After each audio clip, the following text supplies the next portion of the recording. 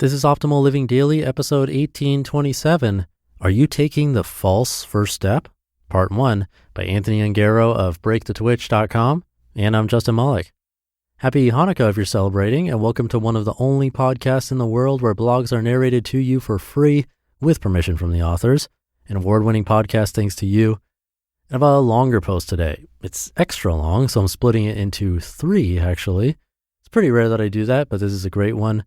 I'll read the first third today, then the second tomorrow, and finish the rest for you on Sunday. So let's get right to part 1 and start optimizing your life. Are you taking the false first step? Part 1 by Anthony Ongaro of BreakTheTwitch.com. I still remember getting the package. It was a nondescript brown box, just like one that might show up on any other day. After sliding my fingers through the opening in the side, the packing tape popped apart and the box opened to reveal my new sports watch and heart rate monitor band. My heart rate sped up a bit just from the excitement of the new purchase. As a part of my recent fitness aspirations, I decided to start running. To be honest, I hated running, always had, but those extra 20 pounds definitely needed to come off. And this time, I was serious. I just needed the right gear to get me started. That's why I was particularly excited about this delivery. The watch and monitor were all I needed to be accountable to myself and finally help me reach my health goals. I felt like I was already a runner now that I had the gear. A poorly kept secret. There's a poorly kept secret out there with a multi-billion-dollar industry built around it. It's a marketing industry, one whose sole purpose is to convince us we can have everything we've ever wanted by making a purchase. It sells us on better versions of ourselves, but delivers only short-term satisfaction. From 2010 until early 2014, I spent over $12,000 on Amazon.com buying more than 350 items. It started after Amazon Prime was introduced, when suddenly Earth's largest selection was just one click away. Remember those early days? One click of the buy button was all it took to have something magically delivered to the front door in just 48 hours. You'd think that $12,000 would buy some really high quality, expensive stuff and experiences.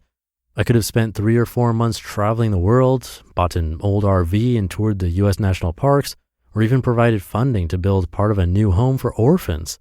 But that wasn't the case. With the exception of my MacBook Air for $950 and the $2,500 I spent for a camera, lenses, and accessories, most of my purchases were under $50. That heart rate monitor? $50. A book on photography to go with my fancy new camera? $28. A calligraphy pen? $19. It was all just a click and 2 days away. For 4 years, I impulsively chased the books, gadgets, and products that I thought would help me reach my goals. I didn't realize it at the time, but I was trying to become a better version of myself without doing any real work. I thought I was taking action when all I was really doing was taking out my credit card. The marketing industry had convinced me that making a purchase was a valid action step. If I want to be a runner, buying a heart rate monitor is a step in the right direction, isn't it? It was exciting because I truly believed that I had taken a step towards a better, healthier me. I'd get a burst of dopamine, which felt good.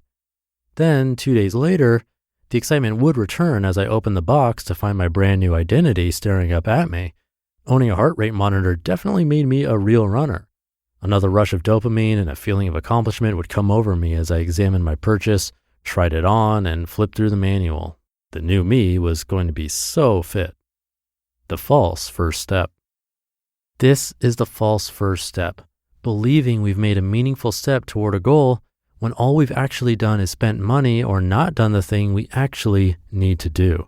We've actually lost something, money and time, rather than attained something, meaningful progress. Ads tell us that buying something is a step towards achieving our dreams. They're lying. Over the next few days, I went on a couple runs with my new gear. I eyed my distance, kept my heart at a healthy 160 beats per minute, and tracked my pace per mile. I deliberately checked my heart rate at red lights so that the passing cars would notice me being a real, serious runner. Only serious runners had this kind of equipment, right? A few days later, I was sore. It was raining. I didn't want to get my new gear wet, even though it was waterproof. So I took a day off. Then I took another day, and then I never really wore that heart rate monitor again. But then I did something even worse.